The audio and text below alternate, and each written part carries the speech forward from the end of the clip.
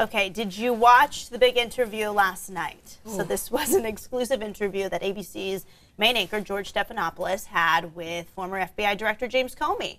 So this is the first time we've heard from Comey since being fired by President Trump.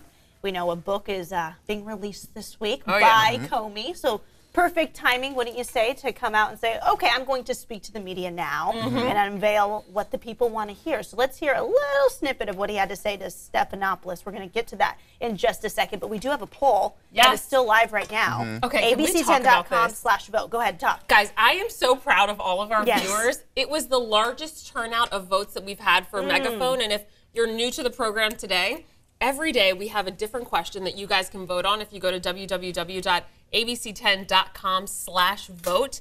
And today the question was, do you think that President Trump is morally unfit to lead? Because it's a question that James Comey brought up in the interview. He was asked, does he think he's unfit to lead? And he said he's not medically unfit, but definitely morally unfit.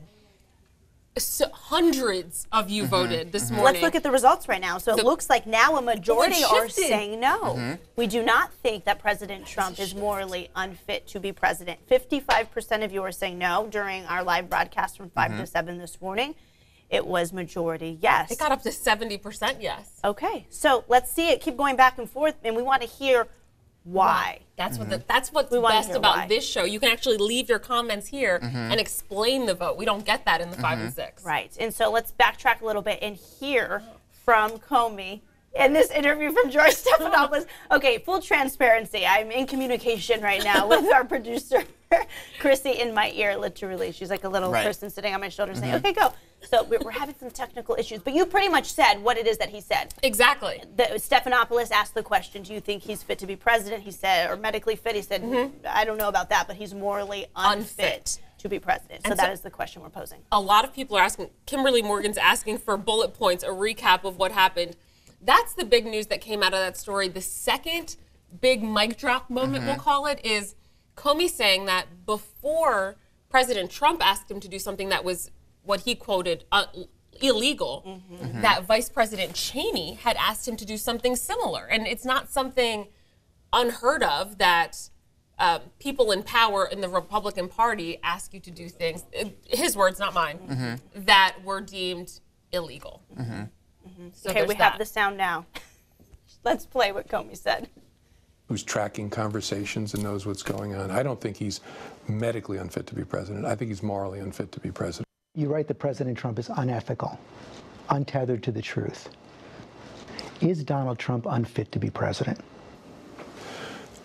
Yes, but not in the way I often hear people talk about it. I don't buy the stuff about him being mentally incompetent or early stages of dementia. He strikes me as a person of above average intelligence who's tracking conversations and knows what's going on. I don't think he's medically unfit to be president. I think he's morally unfit to be president. You write that President Trump is unethical. Okay, so it's on a loop there, but that way you get the whole conversation. Exactly. Can we pop up the results again from the poll that is still live right now on abc10.com/vote? I want to see if it is shifting, because again, earlier in the show this morning, majority were saying yes, we feel he is morally unfit, and now majority are saying no.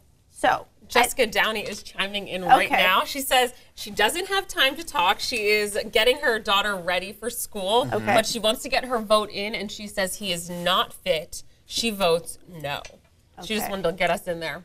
Well, thank you for chiming in. I see a lot of you are still talking about the phone situation. Yeah, I know. Cordless phone. Topic. Hot topic phone. I don't think we ever had a corded phone. At home? No. Growing up? No, I think that... Really? You had to have. No, but I don't think like the cordless really was don't invented think that we... when you... It had to be. When cordless phones Well, maybe your parents did, but maybe you didn't growing up. Did you have the phone in your room? Yeah, for sure. Definitely not. Oh, so my green phone was in my room. Oh, yeah, because my mom would not have a green see-through phone in her kitchen. I don't remember a cord. I do remember the car phone that was like a brick. Right. That had a cord. Yes. That's all I remember. And if you had that, it was like, wow. I know, you were money. a baller. So getting back to this interview, Yes, I mean, this leading up to this, there was so much hype for this interview, and I know it came on last night. I was busy doing kids stuff, which takes all night and all day basically. So I have not had a chance to see the interview. So full transparency. And before you vote, you should probably watch that interview so you're more informed about what he has to say and the reasons why. I think, you know, going into this, the first little teases about this interview was that he sat down for 5 hours. And think about that. When's the last time you answered questions, direct questions, off-the-cuff answers for 5 hours? Mark Zuckerberg just did that recently in front of Congress. Physically and mentally draining for both George Stephanopoulos and for James Comey. So just to agree to do something like that, I mean, that's a pretty high bar. And that means that there is a big, strong motivation for him to say what he wants to say in his own words. Obviously, there's a book that will go along with this that's going to be released, I think, tomorrow. Exactly. But this is a very significant, big, important moment in this whole saga, going back before the election, to the election, and afterwards. So everyone should really watch this interview. And if you don't care about George Stephanopoulos or the way that he asks questions, he's going to be all over the place. He's going to be on The View. He's going to do an interview with USA Today. He's going to do an interview with basically anybody. And I feel, you know, people say, oh, this is just to sell a book. Maybe that's true. Part of it is. But I think he wants to say something. Strategic plan. Right. He wants to say something. And I think that that's really what needs to be first and foremost, is that what he's willing to do. Because anytime he says something out of character that's not consistent with his story, he can be caught on that, and then that would be grounds for invalidated his entire story. So again, so to do this, to set yourself up for this many live interviews, taped interviews, it's really, I mean, that's really saying it's a something. high chance. Yeah, It's a high chance that something would go wrong, right? If you're lying. Exactly. You have to keep that story straight. And you talked about earlier in the show what it is that he's going to be doing next. Because a lot of people say former FBI director. Well, what is he doing now? Is he still in politics? Right. So he wants to travel. He says he wants to be a teacher. He wants to figure out a way to teach our leaders how to be moral leaders, because he says our president isn't doing that. And so that's the plan. Travel all around the world. I'm going to assume he's going to lead conferences. He said a lot of public appearances. That's what we know. I think it'd be an interesting conference to listen to. After hearing that interview, very well-spoken man, clearly very intelligent. He doesn't discredit President Trump's intelligence, which I think had he done that, a lot of people would have had a hard time listening to everything else that he had to say. But he called him above average intelligence. And so, I don't know. I'm going to listen to Comey. Do you want to hear more from Comey? Are you going to read Comey's book? You know, let's continue this conversation. I'm looking at the comments. Crystal Ingram says he isn't draining the swamp. He just added different predators. She's talking about President Trump. Jack Costello says Comey makes allegations that would make, McCarthyist blush with glee. How do you build a case on speculation? McCarthy is. Okay, yeah, so McCarthy, anyway, so going back to McCarthyism. Yes, right. Okay. So we have David Wong, who's wondering how he can vote. Guys, you go to www.abc10.com/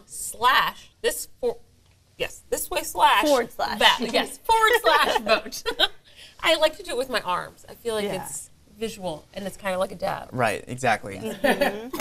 I would put this out there too. I mean, don't you feel like you need to just to be informed? Don't you feel like you need to hear what he has to say? At least so you know where he's coming from. I mean, you may not agree with him. You may think that this is slanderous, that he should never be saying things like this with his former position. But to be informed, to at least have a conversation, because this is going to dominate all week long, I can tell you that much. Absolutely. I feel like whether it's ABC or whatever outlet you choose, I feel like everyone really needs to listen to what he has to say just to be informed, so that you are more prepared to argue for or against what he has to say. I mean, I really feel like this is that big of a deal. Absolutely. And he's coming out and having these conversations about our president and about things that potentially our president did that he's saying feel illegal to him. And coming from being the former director of the FBI, you want to trust the man.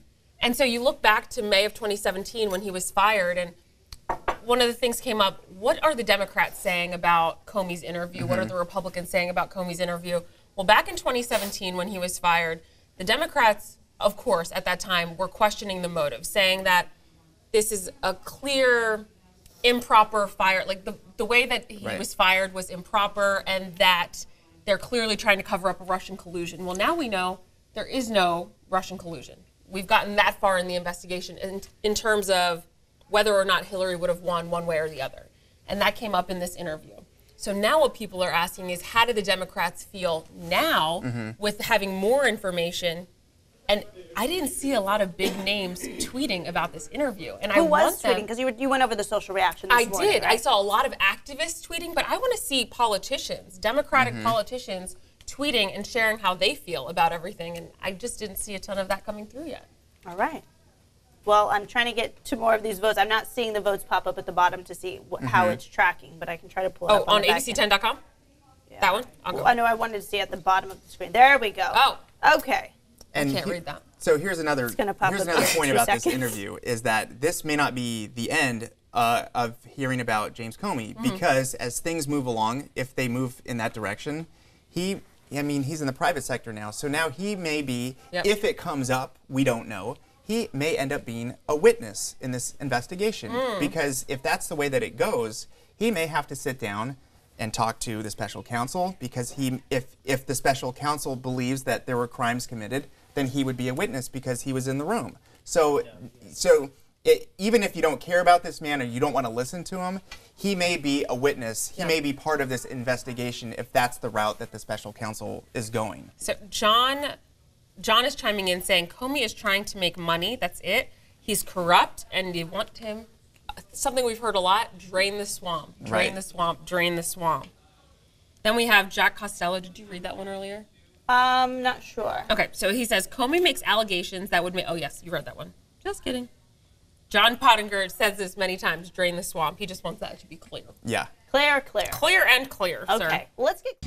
Hey guys, thank you so much for watching. If you want to see more stories just like this one, all you got to do is hit subscribe.